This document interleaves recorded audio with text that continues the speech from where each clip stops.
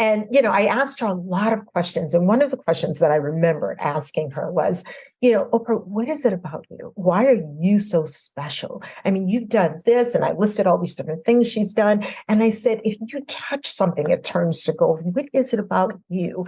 And she said, Tracy, she goes, I'm not special. And I was like, yeah, a lot of people would disagree. Yeah, So for sure.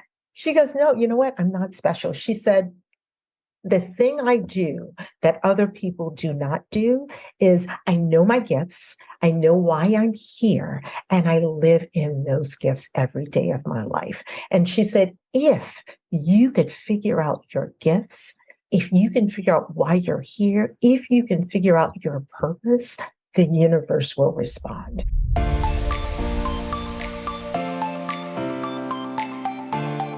Welcome to the Good Life Coach podcast.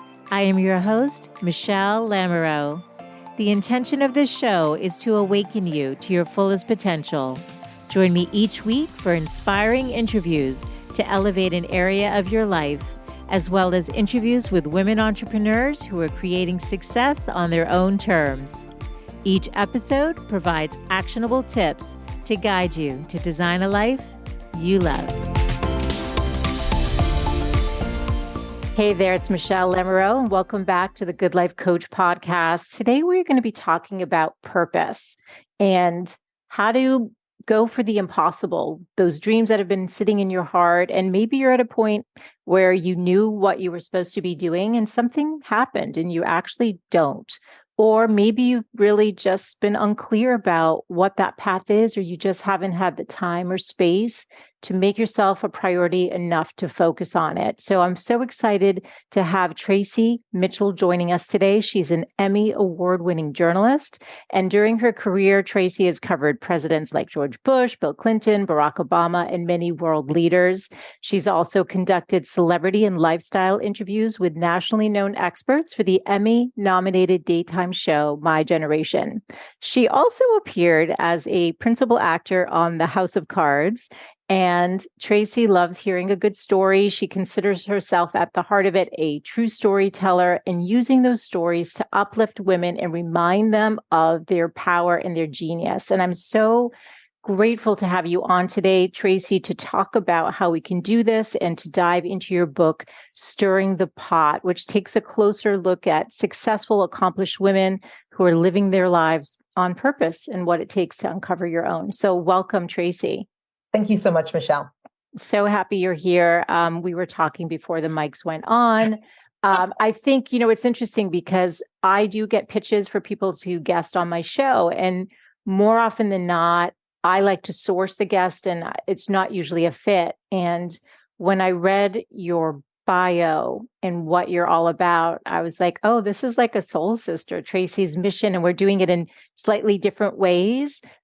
Is very much aligned with the heart of the show. And I love talking about purpose. I love helping empower women and have them think about what they really want, because women too often are putting themselves last on their list. Right. I have to say, Michelle, so I've done a lot of podcasts. I've done TV interviews, and this podcast, your podcast, this is the one that I was most excited about because I do feel like we're aligned, and I truly do mean that. And it was almost sort of this giddy nervousness getting ready to talk about this because you and I are so aligned in believing that women are truly amazing. So thank you. That means so much coming from you, Traci. Thank you. That's really sweet to hear that. And I love talking about purpose. I mean, I just feel like you wrote something in the book, and I'm going to read what it said. You said, I believe our lives are part of a grander plan. You ever wonder why you're amazing at some things and terrible at others? Why some things bring you incredible joy while others suck you down a dark hole? It's all part of a bigger plan. Your gifts were put in place long before you stepped foot on this earth. God, or if you prefer, the universe has big dreams for you. You just have to embrace them and live your mission. And I so believe that. We talk about those inner whispers and everything, but I think it's hard sometimes because, especially, I'd say generally most women, but especially moms, I think I hate the word busy, but just have a lot going on and don't always prioritize ourselves. So I want to dig in deeper with, a lot of the things that you shared in the book, but I think it's important to start with the title because you came up with a creative one, Stirring the Pot. Share, what does that mean? And what are you hoping that women walk away with from reading your book? Stirring the pot was one of those things that really resonated with me when I thought about it. I mean, you can imagine when you're trying to come up with a name for a book, it's like everyone's throwing different things at you. And you're like, no, not that one. No, not that one. And someone said, well, I'm from New Orleans, right? Love good food. And they were like, what about stirring the pot? And at first I was like, oh, because, stirring the pot kind of means you're starting trouble and you know what I mean? But this is like all good trouble if there's such a thing. And I think for me, it resonated because it reminded me of the days when my mom was alive and I was a little girl, and growing up in New Orleans, gumbo is like the same thing as, like, I don't know, rice and gravy for people in New Orleans, right? You have gumbo all the time. It's like the Saturday meals, but gumbo takes hours to make, right? And you make your roux first, which is just oil and flour, and you're stirring that endlessly. Your arm is killing you by the time it turns to that dark chocolate color that you need, right, to give the richness of the gumbo. And then you throw in like seafood and sausage and all these different seasonings, onions and garlic and celery, and you're stirring and stirring. And then hours later, you finally get this wonderful meal. It smells so good. It tastes so good. And you eat bowls and bowls of it with rice. And it's like so comforting when it's over, right? So stirring the pot for me was sort of that process of making gumbo, right? It's a messy thing. It's a hard thing. You trip up. Sometimes you get it wrong, but you got to add some more seasoning, some more spice. You got to keep working on it. And then you're stirring the pot, and something good is going to come on the other side because you put so much work and effort into it. So that's how I look at women, right? We work so hard day in and day out. We're not rewarded for it, right? I always say that, and the men may kill me for this. My husband, we laugh about it. Women are so much smarter than men, right? We work twice as hard as men. We are not recognized like men. And sadly, we don't think that we are as worthy as men, right? We will always take that step back. We will always say, well, he's smarter, but really, is he really smarter? You know what I mean? It's that sort of thing. So that all came into mind as I was writing the book. It's such a beautiful metaphor too. You're adding a little flour, with our lives, we're trying a little of this, a little of that. We're going down this path, and mixing it up and seeing what ultimately will result in this delicious meal. And then hopefully in our reality, just a beautiful life that we love. And I love the name. I think it's great. And I think it's fun to have something a little bit, that's like, wait, stirring the pot? What do you mean? What are we going to do there? Traci, you had an awareness of purpose at a young age. And I know from one of my other guests, I think like 10 to 15% of people have that awareness at a young age and kind of are laser focused and they go towards that. Whereas I think the rest of us kind of just don't know. Tell us, how old were you when there was like a career fair at your school and there was a TV journalist who you say didn't represent you in terms of the way she looked and and demographic and all of that, but she made such an impression that you geared like your career path based on that. So tell us how old you were and what was it about that experience that lit you up? Well, I was in sixth grade. So I was like about 11 years old. And, every school would have those career days where people would come and, the doctors, and it was usually someone's like cousin, mother, brother, sister, something. Yes. And I don't remember whose connection this was, but this anchor woman came in. And, normally, I listened because, I was just being kind to listen, but what she said and her words and the way she spoke and presented herself, I mean, I remember I just sat up and I was like, oh my goodness, I want to do that. And I listened to every word she said. And I was the kid asking the questions. How do you get the job? You know what I mean? How do you know how to speak? And where do you get your stories from? And I had all these questions. And I remember like leaving there going, that's what I'm going to do. that's what I'm going to do.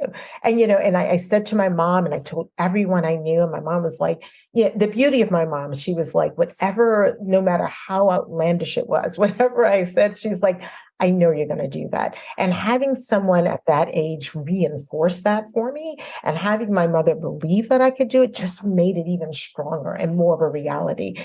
And I believed with every ounce of my being, Michelle, that I would do that. And everything I did from that moment on. And this woman, she was white female. She was blonde. She was older. There was nothing about her that looked like me, right? We didn't live in the same neighborhood. We didn't go to the same school. And at the time, I went to an all-Black school. There was one white child in my whole school and no other ethnicity. You know what I mean? Like, it was all Black. And then, high school was predominantly white, and there was only a few Black people in the school. So the fact that she was there at that moment, and I think that happens for all of us, right? Mm-hmm. At that moment, at that time, our paths were supposed to cross. Mm-hmm. And she was an angel, or whatever it was, the messenger for what I needed at that moment. Do you know what I mean? To set my journey on. So as you were speaking, I was thinking in my mind, she was a living angel. Like I call them living angels. Yeah. These people that like cross our paths, and usually they don't stay long. It could be one interaction, like it was in this, where, you just met her briefly, and they can change the trajectory of your life or support you at a time that you need the support. And I call them living angels. So I think that's so cool that you just said that. I don't know why it brought tears to my eyes a little bit. And I also just love the fact that you could have that focus at that age. And it makes me wonder, because you interviewed a lot of different women for the book. Are there common traits? Because I think a lot of us do have an awareness, but we don't always follow it. And especially, I think, at such a young age. Why do you think you could? Why do you think you did have that focus at 11 and stayed on that? Something obviously lit up in you. Something turned on. Right. I think, it's one of those things where some people call it flow, right? When you get that moment where you're giddy and you follow that path. I think what I have is, and a lot of people have this, but I think I have a focus, right? When I decide this is what I want, I stay with it. And as I've gotten older, I've been able to recognize it. And it's an awareness. It's almost like, and this is going to sound so silly, Michelle, and I hate to even say it, but it's something as simple as when I go to the grocery store, and I've decided, I've dedicated my whole life to listening to my inner voice and following that flow, right? And being excited about things. I go to the grocery store, something as simple as I may look over at a vegetable and I go, like papaya. I did it with papaya the other day. I look over at papaya and I'm like, I need to get that papaya. I have no recipe. I have no plan. I have no nothing, but something in me said, get the freaking papaya.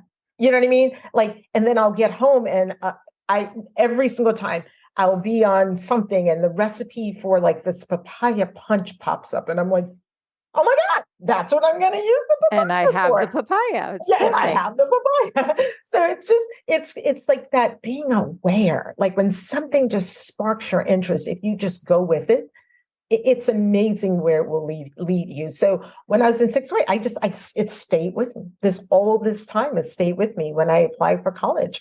And not only did it stay with me, but all of the doors started opening, right? I applied, I got a full ride to several colleges. Villanova was one of them. It was a number of colleges, and American University had the third best journalism school in the nation at that time. Wow. And I get a call from this student at American. It was like part of the call thing, because, back in the day, we did not have the internet, so we can look things up. So I had a book. So, they had a call center, and the student called me. And she goes, hi, my name is Monique. I'm calling to see if you're going to select our school. We sent the admissions out and we're talking. And turns out that Monique grew up 2 blocks from where I was living. Her best friend, she's from New Orleans. She was in journalism. She could answer every question I had. Wow. We had mutual friends. We ended up staying together. We're best friends to this day. Love it. Because she called me. You know what I mean? Like, what are the chances of the girl 2 blocks from me calling on a phone bank? So I chose American to go there because I knew that would launch my career. I love it. I'm like getting goosebumps from like everything you're saying, because I think sometimes we dismiss Yes. all of these little things. Like you said, the little voice that said, buy the papaya. And we second guess that. This is going to be such maybe a silly example, but I was filling up my tank with gas 2 days ago. And I was like, I wonder if the gas could leak out of the tank. And I was like, why am I even thinking that? That's so stupid. Well, I recently leased a car, and wouldn't you know that yesterday in the mail, I got a recall notice where this particular car has this problem now where some of the tanks are overflowing. And leaking gas. And I was like, oh, and you know what made me think of it was having read your book. I was like, oh, this is what Traci's talking about. It's really it's like these little things that seem insignificant, but it's like, pay attention, either for, maybe like pay attention warning signs, which we can talk about because you had that in the book that you talk about, and we'll get into that. Or it's something that's like, wait, I feel lit up right now. This woman is speaking my language. I'm going to pay attention and not dismissing it and pursuing that. And then the other thing I want to highlight that you talked about was having the focus and the dedication and not being distracted by which is very easy to do, other people are saying and the other outside influences, right? Yes. Yes. So one of the people who, I always say I started writing this book a long time before I actually started writing this book. Mm-hmm. And one of the people who I had the pleasure of coming in contact with was Oprah Winfrey.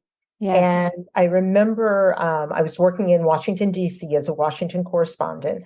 And Oprah, the bureau that I was working at closes on weekends. Oprah was going to be there over the weekend. So I go to my boss and I said, hey, if I can get an interview with Oprah, can you give me a photographer over the weekend? And she's like, you're never going to get an interview with Oprah. And I said, but if I can I get a photographer? And she said, yes. So I worked it, Michelle. I called literally everyone I knew in television, right? I just kept calling. I knew magazine editors. I knew all of these people. No one knew Oprah, but they would always send me to the next person. And I just kept calling and trying. And I finally got Oprah's person. And she was like, what do you want to do? And I was like, well, this is what I want to do. I don't need to sit down with her, but I just like maybe 2 or 3 minutes. I'm trying to do this story. She's in town for this conference. It's kind of perfect. And they said, we'll call you back. So again, not expecting much, but I have done my homework. So they finally called me back and they said, okay, Oprah has agreed to talk to you. And I was like, what? I was like, she's going to talk to me? So I said, okay, great. So I could go to my boss and I say, hey, I need that photographer. She goes, you did not get Oprah. I said, no, she's going to talk to me. And, I'm on the red carpet. And I think it was like Entertainment Tonight and somebody else big and me. It was 3 of us. And that is Are you right? kidding? There were just 3. Oh, yeah. It was just 3 of us. And I was the last one because I was the most insignificant, I guess, at that time. And, the first person she gave like a quick interview to, like truly like 2 questions. And the second guy, it was hilarious. It was a guy. And he asked her something silly like Oprah, why are all these people here for you? And she looks over, right? It's Oprah. Stupid and she question. looks over at me and she goes, guys just don't get it, do they? They just don't even understand. And I was like, okay, I love you even more right now. Like that was such a great message. So then she gave him like no time. And then she came to me, Michelle, and she talked to me for almost 9 minutes. Wow. Which I thought was amazing. And, I asked her a lot of questions. And one of the questions that I remembered asking her was, Oprah, what is it about you? Why are you so special? I mean, you've done this, and I listed all these different things she's done. And I said, if you touch something, it turns to gold. What is it about you? And she said, Traci, she goes, I'm not special. And I was like, yeah, a lot of people would disagree. Yeah, So for sure.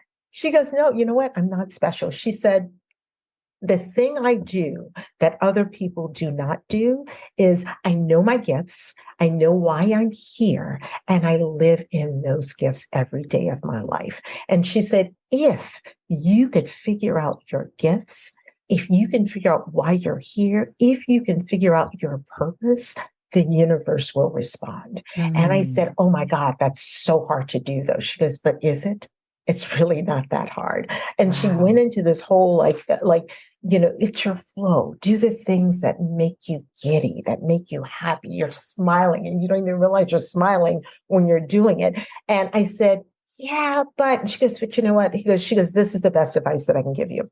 You got to stop listening to your husband, your brothers, your best friend, your cousins, your this, your that, all these people who are trying to tell you who you are. If you just sit back and figure it out on your own, get quiet, listen to your inner voice, figure out who you are, and don't listen to all of the outside noise, life will open up and change for you.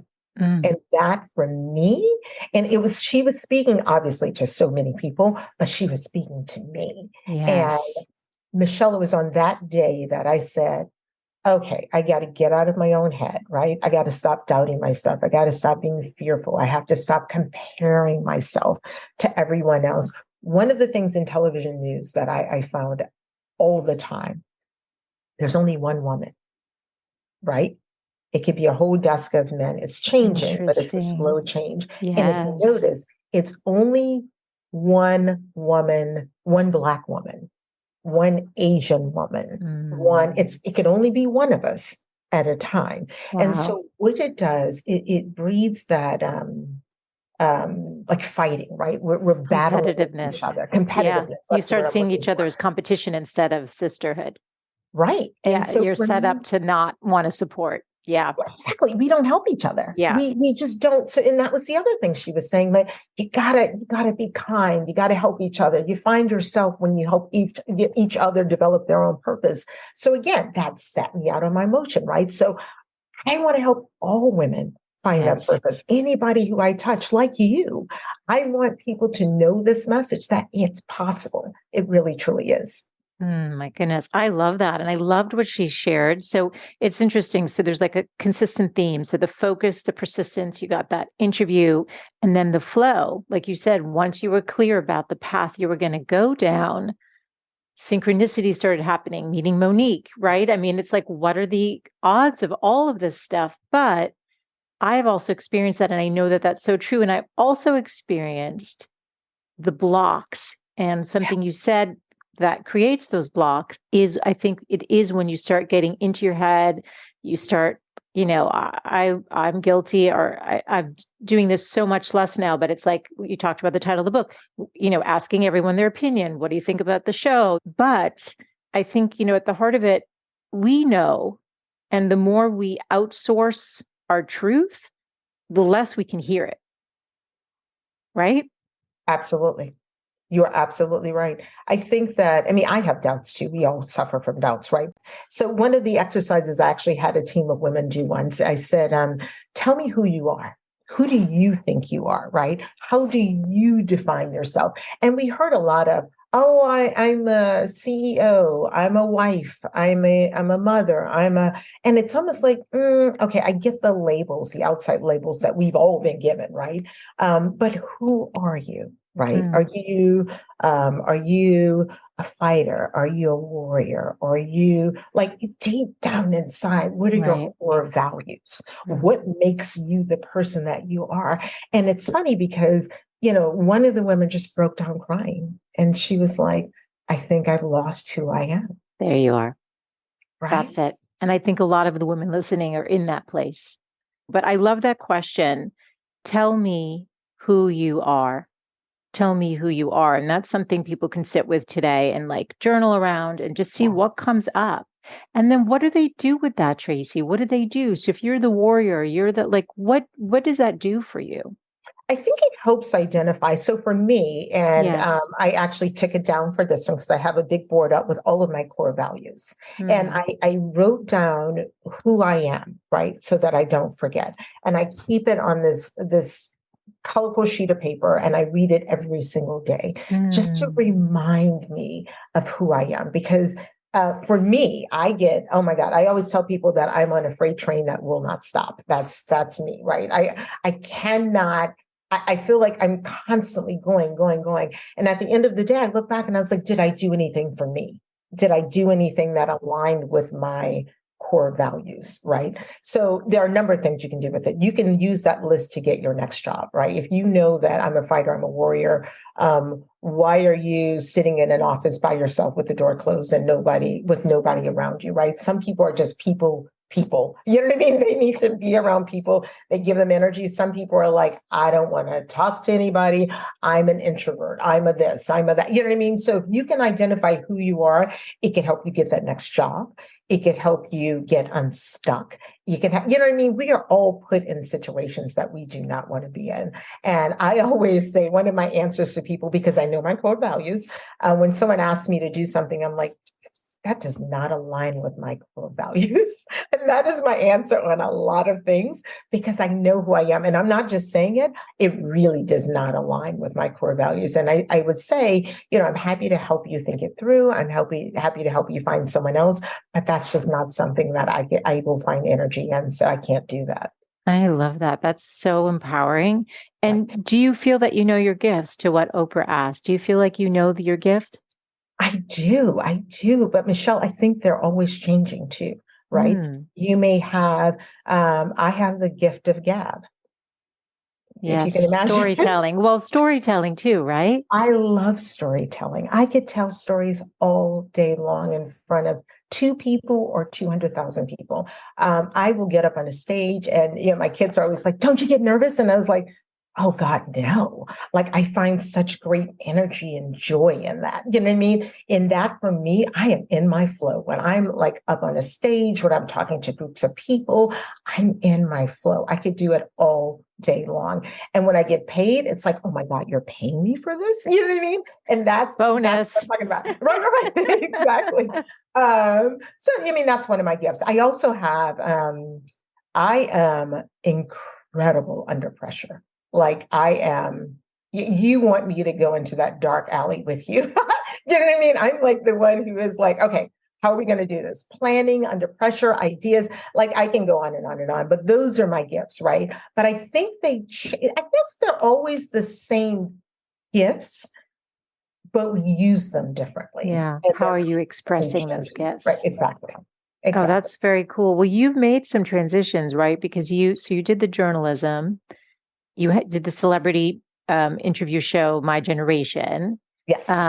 And do you want to share? I mean, so you had a situation that made you decide to stay home that ultimately ended up getting you a gig on House of Cards, which Yes. I also give you a lot of credit for, having the courage. So I'm just going to start highlighting some of the words that are, kind of ringing through between the focus, the persistence, the flow, knowing your gifts, the core values. And then this would be around, I would say, courage and resilience. Yes. Can you Yes. talk about the story? What happened? Oh, absolutely. So this is one of those times when you get knocked back, right? When things happen to you that you don't expect will happen to you. And I think we all have bad things happening to us. So I was working as a correspondent in Washington, D.C., and I had my daughter.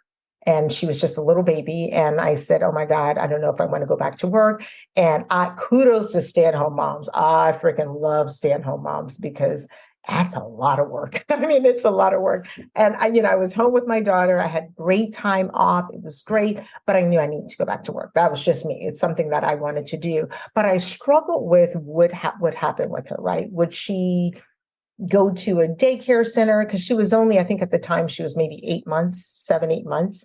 And I said, well, I don't really want that. And I said, well, maybe we can get a nanny. We had great luck with my son's nanny. So, we talked to different people, talked to friends, got referrals, did these interviews, checked all of the references, did a background check. Like we were crazy diligent in making sure we crossed all of our T's and dotted all of our I's. And my husband at the time was a prosecutor with the government. So he couldn't be at home, but we figured that I would switch and work the morning shift So I would go in at 2 o'clock in the morning and Yes. work until 9. He didn't have to go to work until 8. So, we were like, the nanny could probably keep her for about 3, 4 hours so I can get a nap in because I was Yes. exhausted. And that's Yes. all that we needed, but we would pay her for 40 hours a week. That was the agreement that we made. And I was sitting at work in my new job, and I got a text message or a listserv message. Remember the listservs? And Yes. it said something like, I just had to get this off my heart. I witnessed something today that was absolutely horrible. I witnessed a nanny abusing a child, and she grabbed her by her neck, picked her up by her face, and just shoved her back in the stroller. Oh. And another time she left the child outside in the stroller while she went shopping in the store. And she said, I sat there with my mom and I just watched because I was so afraid someone was going to take this baby. And I don't know, Michelle, why, but I knew it was my child. Wow. Like I just, for some reason, I just knew it was my child. So I remember I called my husband and I said, do me a favor, when the nanny gets there, take a picture of the nanny and Peyton, my daughter, and Yes. send it to me. So he sends me the picture. I sent it to the woman who sent the email, and and I said, please call me if this is my child. And the phone rang. And it Oh, was my man. child. It was so horrible. And she went into great detail about a lot of other stuff. She hit her when she started crying. Oh. You know what I mean? And she's 7, 8 months. She's like a little baby. And I just sat there and sobbed. And so, I called the woman over to my house. She confronted the nanny. It was clear that it happened. It was this whole big ordeal, and the cops got involved because it was on the listserv. And here's the funny thing. They were like, you need to press charges. And I said, I would love to. But the woman who alerted me to this said she did not. She had 2 young children herself. She didn't want to get pulled into a trial. And she said, Traci, when I confronted the nanny, everyone kept saying to me, why are you bothering this woman?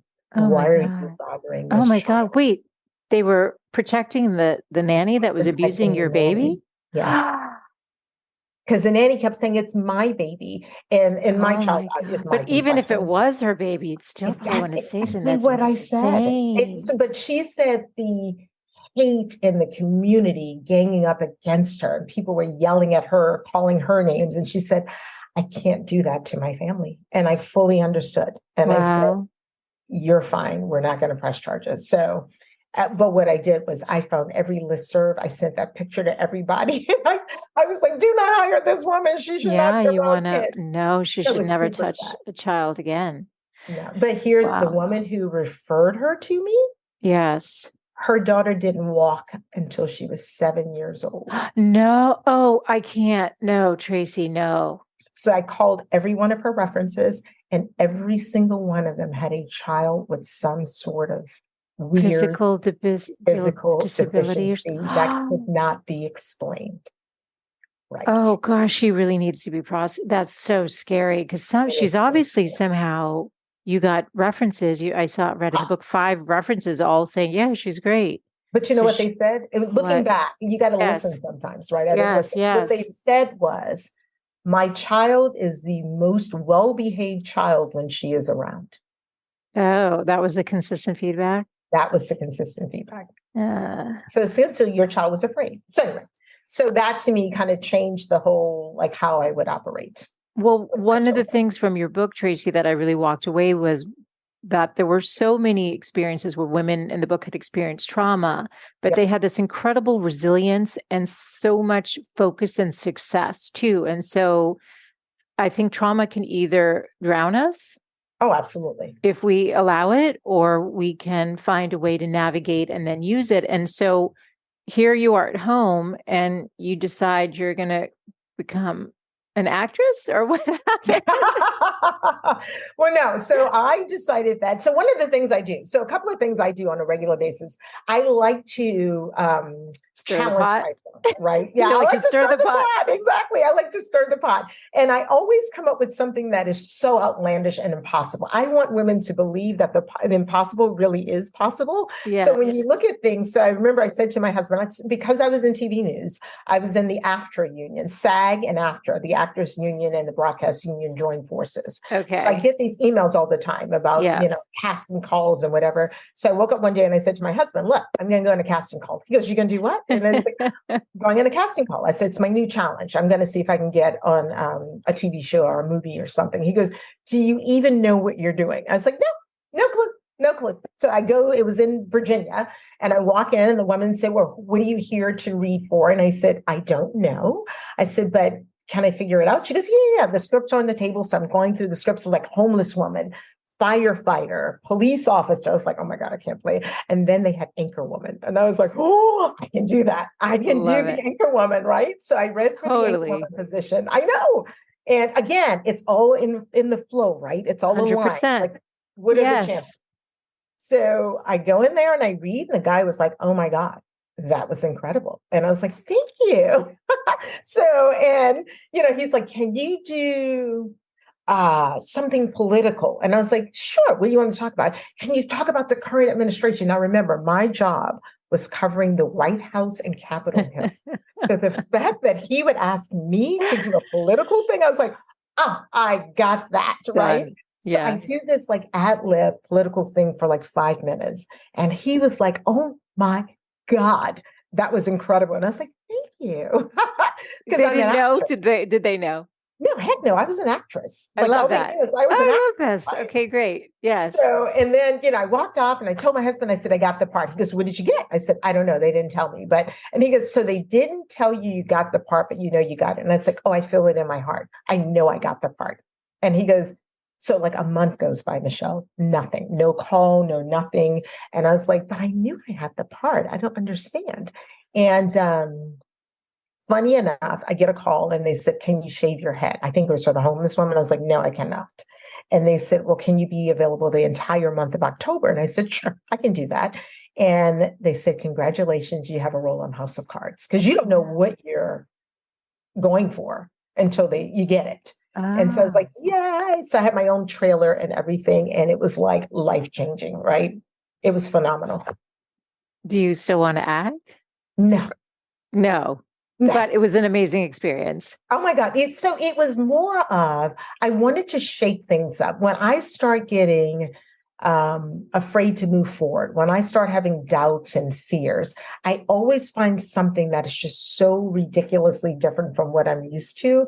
And I go for that, because what it does is it gets me excited again, right? It gets me excited about the unknown. It allows me to take that courageous step towards something that I've been dying to try, because I just did that. You know what I mean? So I don't want to be an actress. I have no interest in it. But in that moment, when that casting notice popped up in my mailbox, I said, I need to do this. I need to put myself out there. And you just did it, and you got it, which is also amazing. I think it's such an important message. Another takeaway of taking that risk, or I think that if you get that inclination to take a class or try something, in my experience, you never regret it. And actually, when I was 40, my daughter was about 2 years old, I went to the Connecticut School of Broadcasting, like, informational session, and I had to, read from the teleprompter and learn about the radio and all that stuff. And I was so lit up, Traci. Yes. But the timing in my mind wasn't the right time. I wasn't ready to be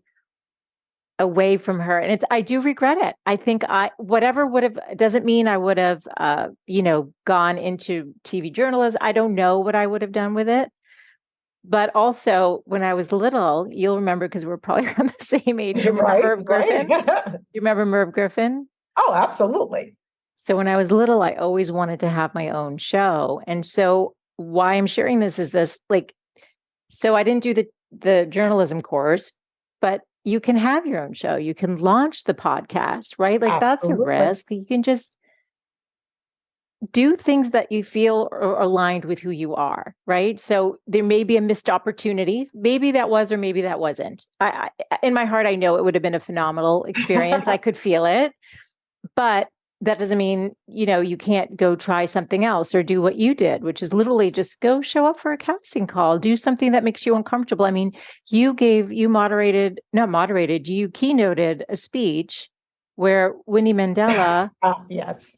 was like the opening for you, right? Well, yes. And I have to say, Michelle, I think you are doing exactly what you should be doing, right? Your podcast is your talk show. Your podcast is your journalism. Your podcast is your broadcast, right? Right. It's everything all wrapped up. It's just a different package. There you go. Right. Exactly. There's the gifts and how you express them. Does it mean that one door shuts, that all doors shut? Right. Go find another door, right? Absolutely. So the Winnie Mandela thing is kind of funny because I was asked to be, I was a political reporter and I worked for 46 different stations. So every morning I would be on all of those different stations. Wow. And one of them was in San Francisco. So, people of San Francisco knew who I was, and they invited me to be the keynote for this political function they were having. And, in one of my moments of doubt and fear and it was just bad. I was like, I can't do this. I don't know why why would they ask me to do this? I'm not the person who needs to do this. Someone else should be giving this speech, someone with more experience. Maybe they should do, and I'm like, I said yes, but every day I wanted to say no. Every day I beat myself up. Every day I doubted myself, right? And I kept writing and I was like, I can do this, I guess. And I throw away the paper. And, a couple of weeks before, or about a week before, it was really close to the event, I get a phone call and they said, oh my God, we have amazing news. And I said, well, what's your news? And they said, Winnie Mandela is going to be at the event. And in my head, I'm thinking, oh my God, Michelle, I don't have to do this. I can Winnie, go, great. right? Yeah. And listen to Winnie Mandela. This is Yeah. like the best news ever. And I said to the woman, Lenice was her name. Never forget her name, Lenice. I said, Lenice, this is fantastic. So I don't have to do the keynote. She goes, oh no, you're still doing the keynote. I said, wait, stop. Winnie Mandela is speaking at the event and I'm doing the keynote. And she goes, well, she has to leave. She can't stay the whole time. So she's going to speak right before you. And I'm thinking, who thought that was a good idea? So, I write this speech, I get to the event. I never get nervous, Michelle. I am like sweating through my clothes. I'm so nervous. It was horrible. My husband's there and he's like, you got to calm down. I was like, Winnie Mandela is speaking before me. You know what I mean? It's like, how am I supposed to calm down? Yes. And, she gives a speech. She's fantastic. It is wonderful. And I'm crossing her. I'm going up to the podium as she's going back to her seat to grab her things and leave. And I said to her, okay, that was amazing. I don't know how I can beat that. And she grabbed me by my shoulders and she looked at me dead in the eyes and she said, you don't have to beat me. You just need to tell your story. And I was like, okay. Okay. You know what I mean? It was one of those things where it was such a good reminder for all of us that we're not competing. You can't compete to be me. I can't compete to be Michelle, right? I'm not. I'm Traci. And I think that we all have to remember that if we can just tell our own stories, we can all be successful, right? We can all be successful in whatever success looks like. It doesn't look like the same thing for all of us, but whatever our success was meant to be, you just tell your story. And the beauty of it is somebody needs to hear it. There you go. And I think from everything that you shared today, there's going to be something that's going to resonate or it's going to hit to their core and their heart. And I find sometimes when you tear up, that's your soul remembering truth. And so my hope today is that, someone listening, many of the people listening are some light's going to go on and they're going to go, you know what? I can be courageous like Traci. I can put myself out of my comfort zone and take a risk and do something that's totally unexpected. And why not? Why not stir that pot and have a little bit of fun? Because I think what women are needing, especially I feel like the world right now is so chaotic, we need a little bit more fun. And if things are a little bit same old, well, now's the time to stir things up a bit and see what can come out. There's so many things that I I was thinking I wanted to ask and whatever. I think people should go read Stir the Pot. Oh, you're so sweet. Thank you. Get all the inspiration and the stories. I told you before we started recording, those stories stayed with me. There's just, there's the experience with Oprah. People are I love hearing her words of wisdom. And there's going to be people they've never heard of, just like with this podcast, like some of the, you know what I mean? But all of the stories, all of the experiences are an opportunity to walk away with something. So I am going to ask you just quickly about inner voice, because I think listening to that is so essential to getting on your path, to being in flow. What would you say to the women today about how to tune into that? Because we all hear it like a little bit differently, right? Yes. I think for me and for so many other people, a couple of things. Number one, I think we forget sometimes that the whole body is connected, right? Our physical, spiritual, mental, it's all one body, and you have to treat your body well for it to respond. So and I'm not perfect by any means, but some of the things that I do, I go walking every morning. I mean, I was walking this morning, it's 46 degrees outside. So I bundled up and I go walking. The fresh air, the peace, the quiet, it clears my mind. It is amazing how many thoughts I have as I'm walking. And my mind is totally free and clear to dream, to think, to do all these different things, right?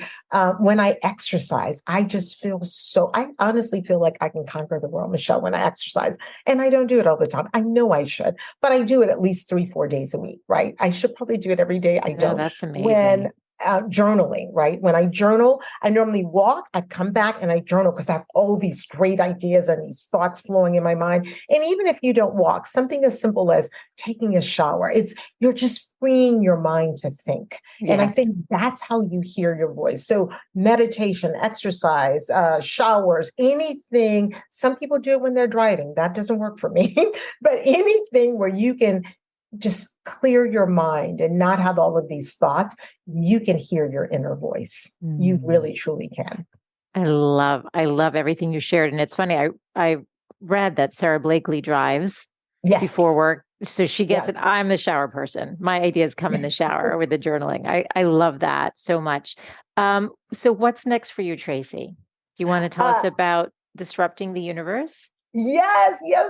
I mean, Michelle, we talked about this when the mic was not on. We talked about how, we want women to live their best lives, right? Believe that the impossible is possible. And I really want women to disrupt the universe, not in a bad way, but truly get unstuck, find your own magic, go out and do that thing. Wouldn't it be amazing if we all loved each other, right?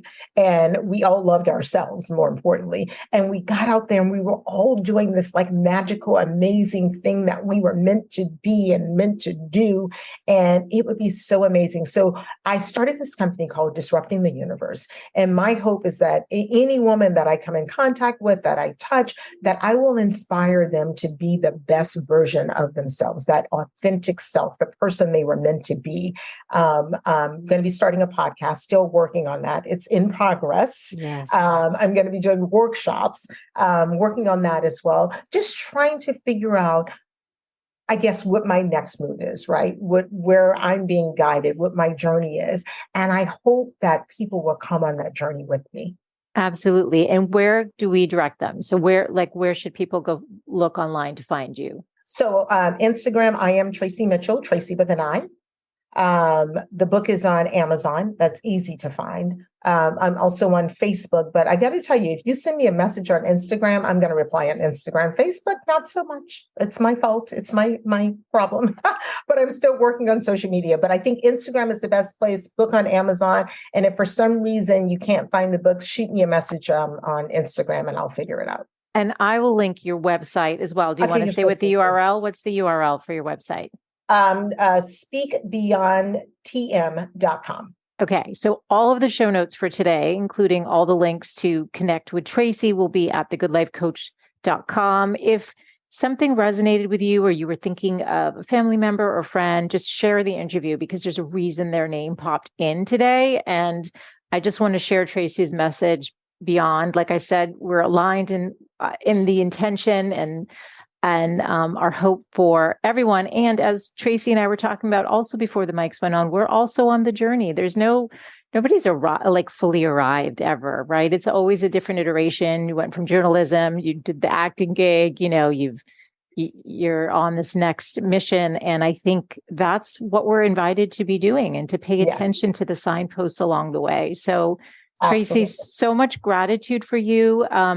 You're just amazing. You're such a beautiful light and a beautiful being. I'm looking at your radiant skin. You said you drink your water, so everyone could drink your 3 bottles of water like Traci, so we can all have her gorgeous skin. And truly, though, thank you for sharing your heart and your mission. It's so important, and I'm so grateful to you. Okay, you're amazing, Michelle. Thank you so much. Such a pleasure. Thanks so much for tuning in today. I hope you gained some new information or inspiration for your life. That the essence of this show is to really wake up to what's possible for you, to reclaim your beautiful voice, and to really learn to love and prioritize yourself. So if you gained any value from any of the conversations you've tuned into, make sure to subscribe on your favorite podcast player. You can do that right now on your phone. And please do consider leaving a rating and review if you have yet to do so on Apple Podcasts. It's actually how more women can find the show. And I really want to grow a community of women who are loving themselves and living full on. So thank you as always for tuning in. And I look forward to reconnecting with you next Wednesday. Bye for now.